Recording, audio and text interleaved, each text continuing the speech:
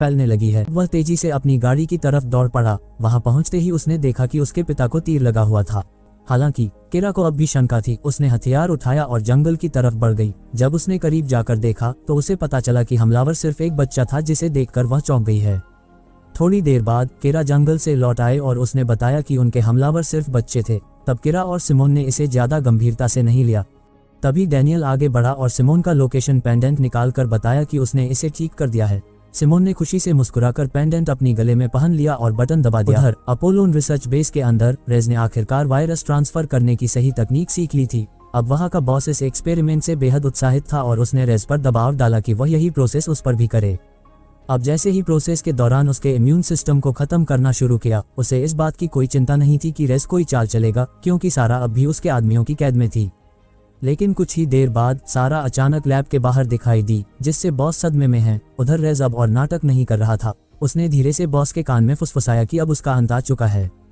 तब पता चलता है कि कुछ मिनट पहले जब रेज ने मरीज नंबर 1 का इलाज किया था, उसी दौरान उसने अपने दर्द का फायदा उठाकर वह चुपचाप उस कमरे में पहुंचा जहां मार्टिन और पैट्रिक को कैद किया गया था। तब उसने आसानी से गार्ड को बेहोश किया और मार्टिन और पैट्रिक को कहा कि वे सारा को बचाने के लिए निकल जाएं। जब सब कुछ ठीक हो गया तो रेज आराम से लैब में वापस चला गया। अब जैसे ही उसने सारा को सुरक्षित देखा, रेज ने अपने हाथ उठाए और तेजी से वायरस को उसके शरीर में छोड़ना शुरू किया, जिससे कुछ ही सेकंड में बिना इम्यून सिस्टम के स्टेन जिसने ये सारी तबाही मचाई थी, अब मर चुका है। अब रेज का अगला कदम मार्टिन को वायरस से मॉडिफाई करना था, ताकि उसके पास अपोलोन कंपनी चलाने की पूरी ताकत हो। प्रोसेस शुरू होने से पहले रेज ने मार्टिन को दिलासा देने के लिए मरीज नंबर 1 को दिखाया है। लेकिन मार्टिन अब अपनी परवाह नहीं करता था, क्योंकि उसे यकीन था कि सिमोन मर चुकी है। इसी बीच पैट्रिक जो बेडरूम में था, उसे अचानक रिसीवर पर एक अलार्म सुनाई दिया। तब उसने जल्दी से चेक किया और हैरानी से पाया कि सिमोन जिंदा थी। लेकिन जब तक वह लैब तक पहुंचा बहुत देर हो चुकी थी। पूरी प्रोसेस होने के बाद मार्टिन को कोई नुकसान नहीं हुआ, बल्कि उसने अपने भीतर एक ताकत महसूस की है।